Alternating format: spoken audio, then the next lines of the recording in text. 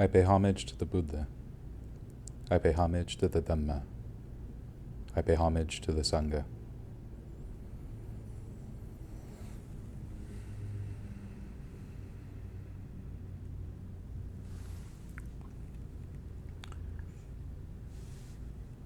Before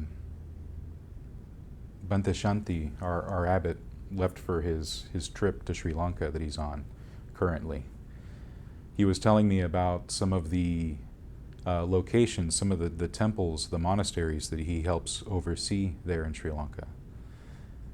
He was telling me of the various lands that these temples are on, and the various groves and fragrant flowers that grow there, and he described what sounded very beautiful to me. I was particularly entranced with the idea of basically a grove of cinnamon trees. You know, we usually don't think about how cinnamon comes from the bark of trees in Sri Lanka, and once the trees are big enough, they'll start harvesting some of the bark and process that into the ground cinnamon that we enjoy in our food. And he was telling me how old some of these places are. One of the temples that he helps oversee is something like 1,500 years old. And I was amazed to hear that there was a temple that old that was still functioning today. You know, there was monastery grounds that still exist after so much time. You know, when you put it in perspective, that temple would have been founded roughly 1,100 years after the passing of the Buddha himself, or rather during the lifetime of the Buddha himself. And so here's this place that acts as sort of this point in history between the Buddha's lifetime and our present moment. That this temple is as ancient to us as the lifetime of the Buddha and the beginning of the Sangha would have been to the people who founded that temple.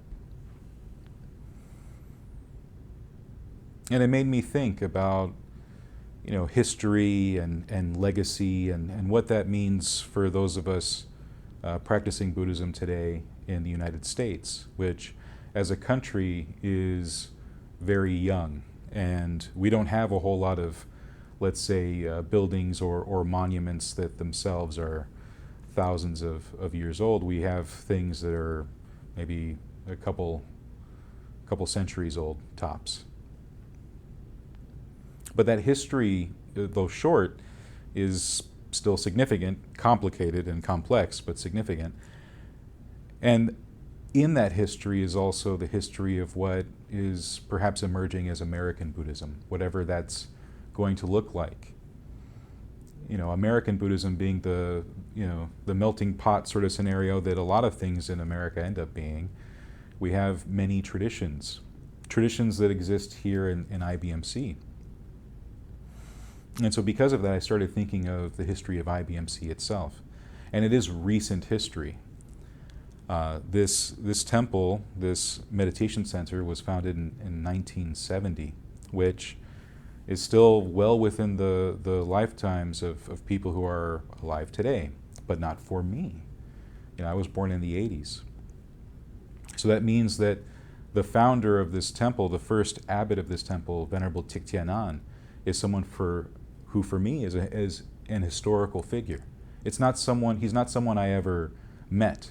He's not someone I ever conversed with.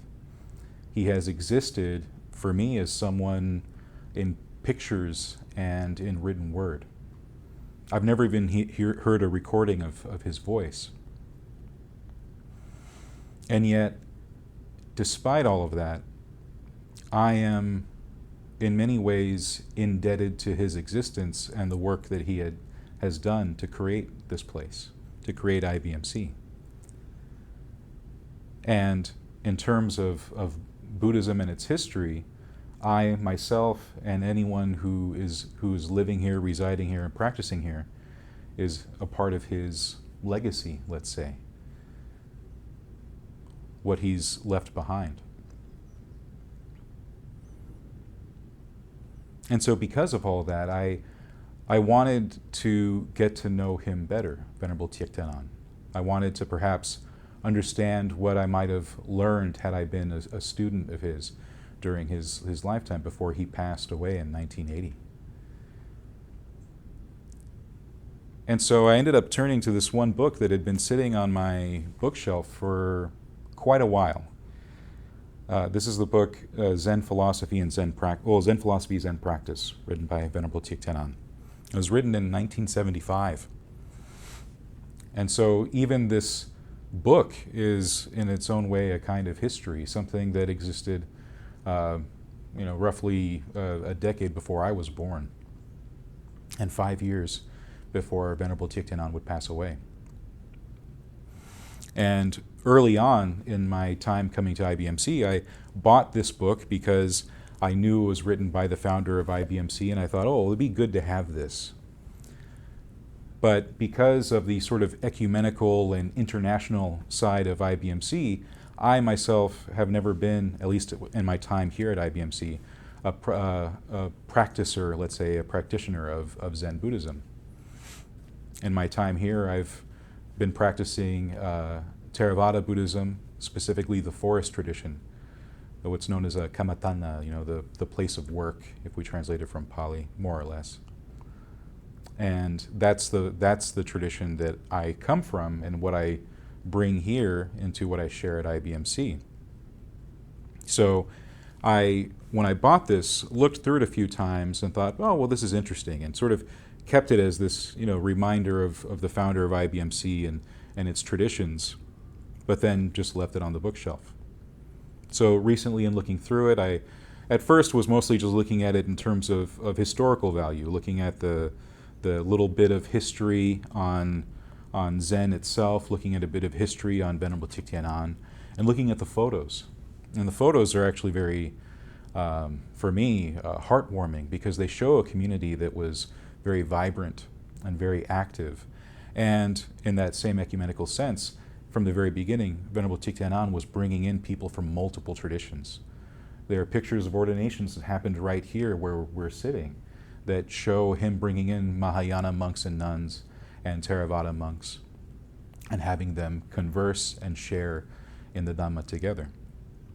So it was pretty heartwarming. And then in going through the book itself and the actual contents of the lessons, some of the stuff are not things that I would agree with in my interpretation of Buddhism, not just in terms of Mahayana, but Zen and everything else, the sort of philosophical points. But I did notice that there were plenty of things that I did agree with, things that I thought were very important, in fact, things that were universal to all of Buddhism, I think, sort of like a pan-Buddhist thing that many of us could agree on, but also just deeply fundamental in terms of their importance. And one of those sections of the book that I wanted to focus on today is one where Venerable Thich Thien-An is talking about what he called the 3 essentials of Zen practice. And for me, because of where I come from with my experience of Buddhism, I'm not looking at it as the essentials of Zen practice, but really the essentials of Buddhist practice, period. I really do think that these are, the things he's talking about are things that are important to all of us, regardless of what, let's say, particular flavor of Buddhism is the one that we enjoy the most. And so I think back to when this book was written in 1975, in a time when Venerable Thich Thien-An was still very much looking at this American landscape of the mid 1970s and kind of making sense of all these Westerners that were coming through the doors, not only of IBMC, but even the classes he was teaching at a university nearby. I want to say UCLA, but I could be wrong. And he was teaching to Westerners who were very young, a lot of them college students, just brimming with excitement, wanting to understand Buddhism, enjoying the novelty and perhaps the exoticism of it. And what's interesting is reading his words, coming across his bemusement at it all, just sort of wondering, like, it's so interesting the way they're approaching this, the way they try to understand this, and perhaps the way that they don't understand it, and the way they don't really stick around to see the results. And I think that that's what inspired him to even write about these essentials in the first place. He says at the very beginning of this chapter that the interest in Zen Buddhism is increasing rapidly in the United States and other Western countries, especially among the young people. But while many are drawn to Zen at the beginning, not many follow through to the end. Why is this? Because their interest was not built upon a secure foundation. Lacking a secure foundation, many give up their pursuit of Zen halfway. Their interest becomes merely inquisitive. It comes and it goes, easy in, easy out, like changing clothes.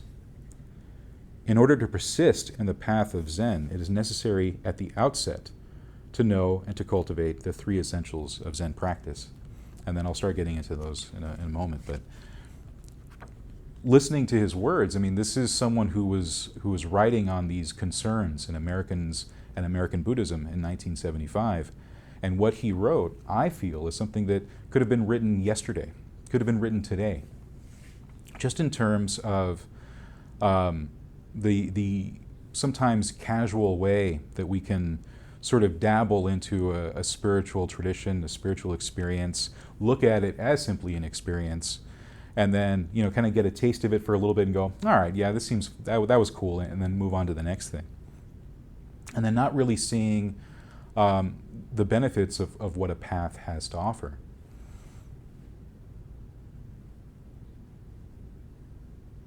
So I can imagine that Venerable Thich Thien-An, much like many of us here today, we sit here and we have the door open, and some people come and then some people go, and it can seem a bit like a revolving door. Some people don't come back, and we can ask ourselves why. And I do think that what Thich Thien-An is saying, or is going to say here, is a bit about that. The kind of attitude with which we come to a spiritual practice, whatever that spiritual practice may be, but in this lens of looking at Buddhism, how do we approach Buddhism? Do we approach it as simply, a curiosity? Do we approach it as a bit of exoticism, or simply as a philosophy with fun talking points that we can bring up in discussion at a coffee shop or something? Or do we really see it as a life path, something transformative, something that can really make a huge impact in our hearts and in the hearts of those around us? So the essentials that Thich Thien-An thought are as important act as a foundation. And that first foundation that he wants to talk about is what he calls the first step is great faith. He gives the Japanese for this, the Daishin Kon. And I think it's interesting that for all of these, he gives the Japanese term. Despite himself being a Vietnamese monk, I think even in that time in the 70s, he was pretty aware of just how interested Americans were in Zen Buddhism, but how they viewed Zen Buddhism as like a strictly Japanese practice. And so I think a lot of them came expecting stuff to be in Japanese, and so he has a lot of Japanese in the book. But yes, this first essential thing, this quality that we bring to our practice is great faith. Now, Thich Thien-An tried to be sensitive to the fact that Westerners, in leaving perhaps the religions of their birth, the religions of their childhood, and coming to something like Buddhism, would be perhaps a bit trepidatious around faith, and look at faith in terms of faith in something external to themselves, faith in a savior, essentially, faith in perhaps a deity who's going to be their shelter, their protection, to be their sort of guard, but also their source of what is good and what is holy and what is pure, the source of like perhaps all their gifts and blessings, let's say. And so Thich Thien-An wanted to make clear that when he was talking about faith, he wasn't talking about faith in an external source. He was very much talking about faith really ultimately in oneself. And he talks about this in terms of its internal quality, where faith in other religious traditions is externally focused, but faith in Buddhism is internally focused. And for the most part, I agree. When we talk about faith in Buddhism, In my tradition, we talk about it in terms of saddha. It does translate as faith, but it also translates as confidence or conviction, let's say.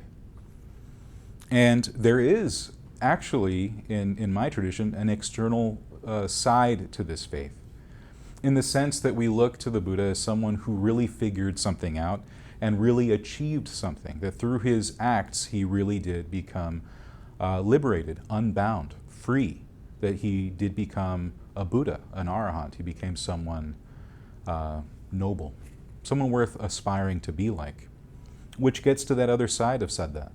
It gets to that other side of faith, conviction, confidence, which is having that faith in ourselves, the same faith that Venerable Thich Thien-An is talking about.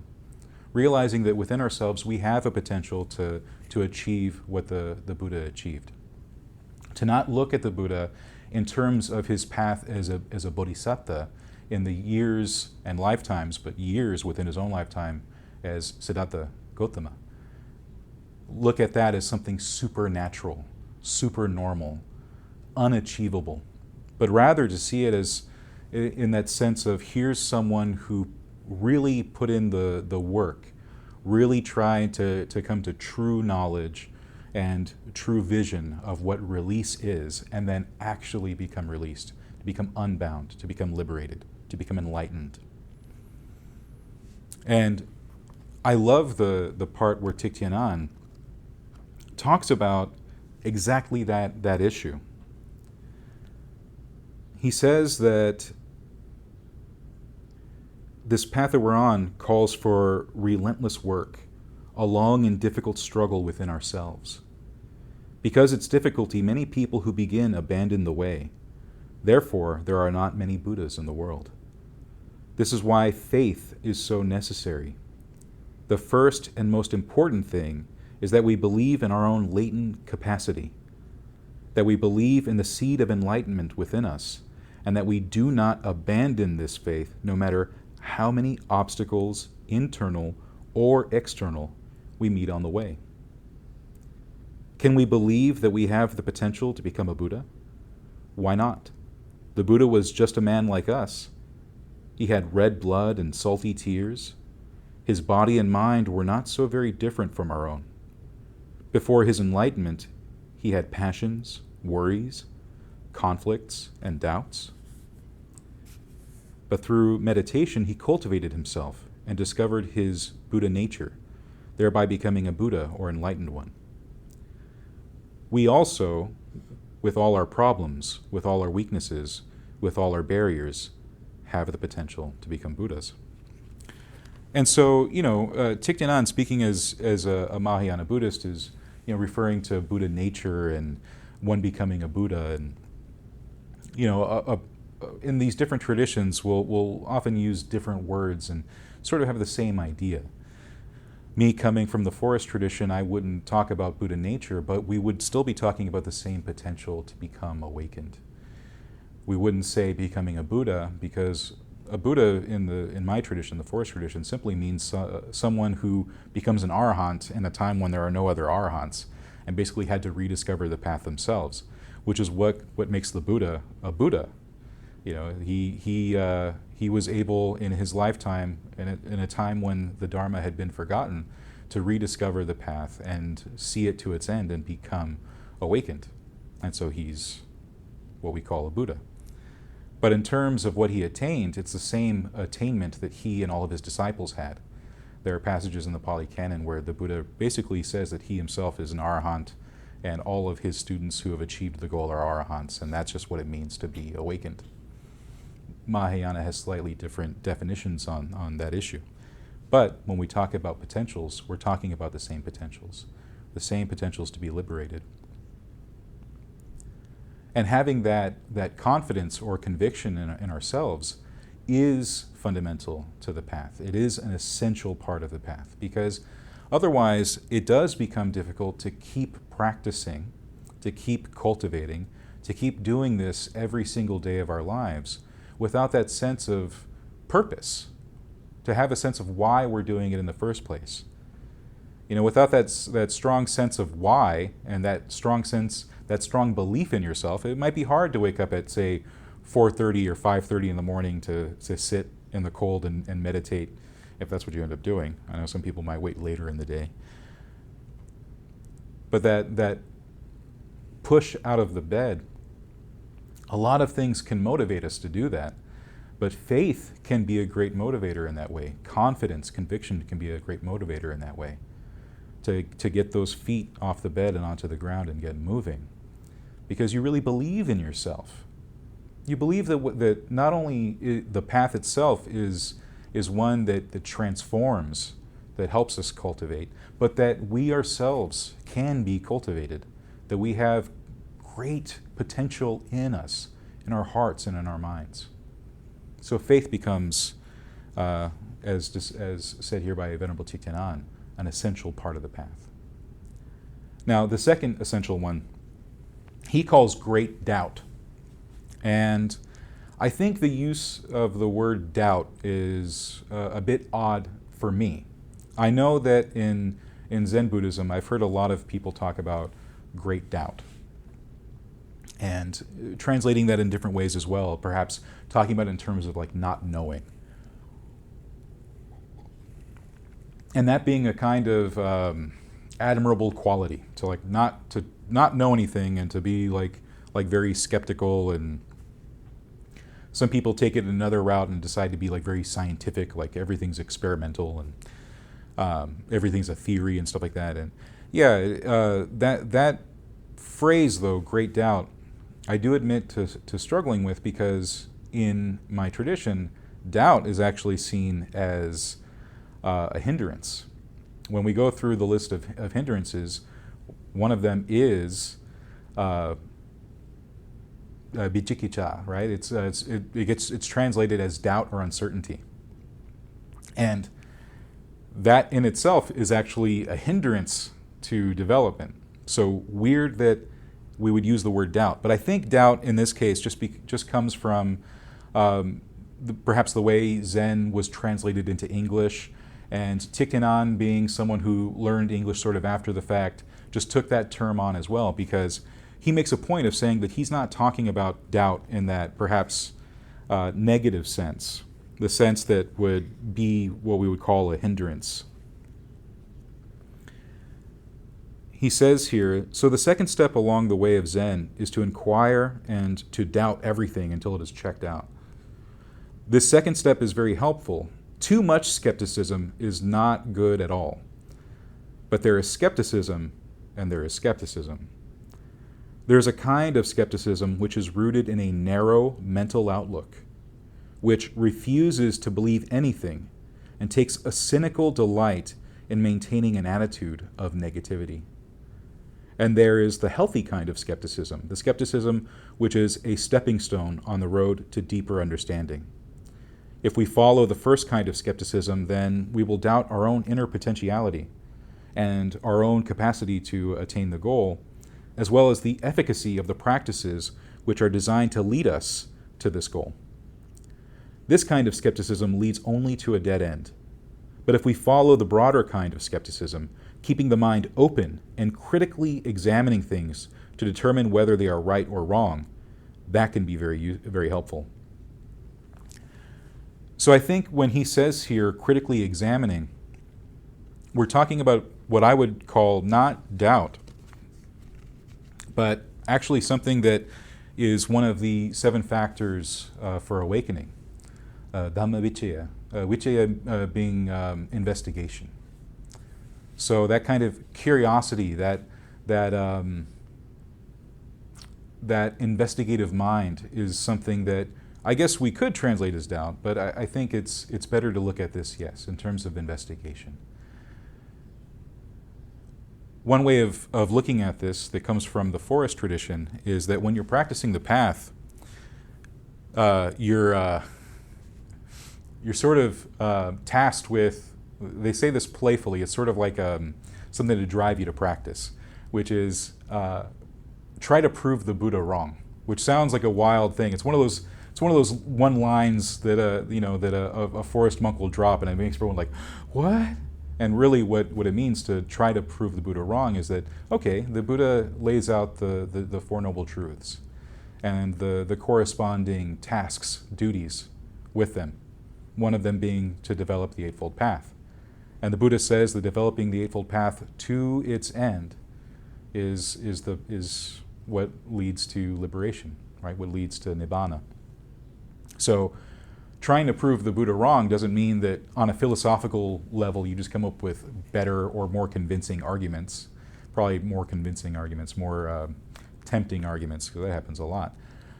But actually putting it all into practice, it's sort of like a reverse psychological move, you know? It's like, well, prove them wrong then. Go ahead and spend every day cultivating the path, work on right speech, work on right livelihood, work on right view, and sit in meditation, and like, all right, see if you prove them wrong. And it can be a funny tactic, because what it ends up doing is getting someone to practice more diligently until that perhaps that sort of doggedness gives way to something more pure, let's say. One of my teachers points out that early on, sometimes spite is okay if it's a motivation to practice. You see someone over there sitting a little better than you, they look calm and serene. You're like, well, I can do it. I can be like them. I'll sit too, and and sort of force it, if you will, and then eventually it's not something that's forced. It's a funny thing the way we play with the minds, with our mind rather. It's something that we think we're going to go in a direct way, and sometimes we have to really combat an issue from the side, from an angle. And there are playful ways of doing that. And investigation becomes one way of doing precisely that, which is rather than giving in to the sort of doubt that would be a hindrance, because when we actually translate vicikicca, it can not only mean doubt, in terms of practice it can mean hesitance. And I think that's a useful way to look at this. Not just in terms of sort of the mental aspect of doubt, where we have a lot of questions and we have a lot of uncertainty, and that kind of gives us really muddy goals in terms of the practice, but that what doubts end up leading to is hesitance. What that means is non-action. And the path that we develop as Buddhists is a path of action. And so we can see why hesitance, something that leads to inaction, is completely detrimental to the path. But investigation is useful, because it means that not only do we have that kind of curiosity in trying to understand the path in terms of right view, but that means that same investigation becomes an internal process, because then we're analyzing the qualities of the mind, the qualities of the body, understanding this process that we have going on, these processes that we have going on. That's what leads to not just right view, but what ends up leading to wisdom, discernment. We have to investigate ourselves. That's part of what we're doing here is, as meditators, when we sit down to meditate, we're not just simply sitting around enjoying a good feeling, but using whatever feelings arise, good or bad, to understand ourselves, to come to true wisdom. And yeah, that is a quality that one might say is a kind of scientific experimental quality, something like that. But in my tradition, we refer to it as investigation. And so that's, when I read Thich Thien-An's work, I look at it from that angle. So now we come to the third essential part of the path, which is great determination. And this part, I think, is one of the ones that he thought was not necessarily the most important, but certainly the one that maybe he thought Westerners were lacking. And this is me purely speculating just based off of what he wrote. He says here, "It is generally very difficult for Western people to practice without looking for immediate results. When I was in Japan this past summer, a famous Zen master told me that recently 2 Western men had been studying Zen meditation under him. One stayed 6 months, one a year. Both of them expected shortcuts, and both wanted graduations when they left. The master explained to them, the way of Zen is not the way of a university. We do not set apart a certain period of time for study and then receive a graduation. The way of Zen is not a matter of months or years, but of a lifetime. Perhaps you may consider me a master, but I consider myself a student and still study and practice every day. And then Venerable Thich Thien-An says, Western men are almost always in a hurry. When they come to Zen, they practice very hard at the beginning, but when they do not get quick results, they quit. So we must not expect shortcuts. If we look for shortcuts, we will not endure.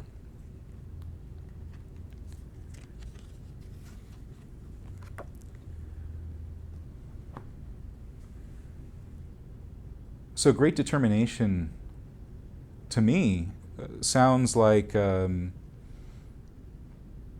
Pali we call it virya, which gets translated as energy, but it can also mean persistence. And persistence has a lot of similar qualities to determination. So in this path, we're not only looking to be determined, we're looking to be persistent. And that has a quality of energy to it. There's a reason why vidya is translated as energy. But I think persistence is useful when looking at what he was describing here, the kind of person who expects immediate results and who expects shortcuts and who expects a lot of kind of laurels for just sort of initially starting out on the path. And persistence as a quality can help us temper that and recognize that what we're doing, something that takes time, something that the Buddha called a gradual path. That's what he called this path we're developing. He called it a gradual one. And something that in the beginning works almost invisibly. A lot of the changes are small and imperceptible, but they are there. They are absolutely there. The Buddha called this path something that was good and admirable in the beginning and in the middle and in the end. Meaning that all along the path, there are fruits to be enjoyed. Not necessarily the fruits of nibbana, the fruits of awakening.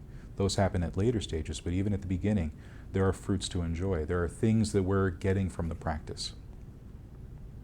But it's also important to recognize that what we get from the practice corresponds to what we give to it, which is why we need to be determined, why we need to be persistent, which means that we take this faith and confidence in ourselves and what we can develop, and we take this quality of investigation and we marry them together in ourselves.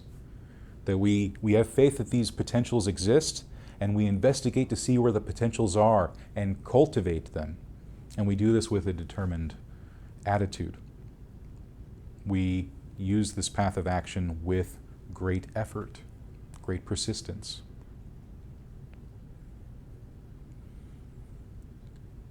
So those are the three essentials of Zen practice as described by Venerable Thich Thien-An.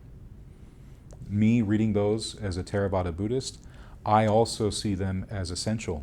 The qualities he's talking about are things that I see in other parts of the Pali Canon, other parts of Theravada teachings, other parts of the practice, in my own practice, seeing the importance of faith, seeing the importance of investigation, seeing the importance of persistence as foundational, as bedrock, as not just qualities that we need to have in mind, essentials we need to have in mind at the beginning of the path, but all throughout the path. Because these are part of the raft that we use to get to the other shore. Every part of the raft is important, because we take any parts of the raft away, the structural integrity starts to fall away, and the raft breaks up beneath us, and then we get lost in the water. So, with that in mind, we have this raft. We're trying to get to the further shore. It's a path of action.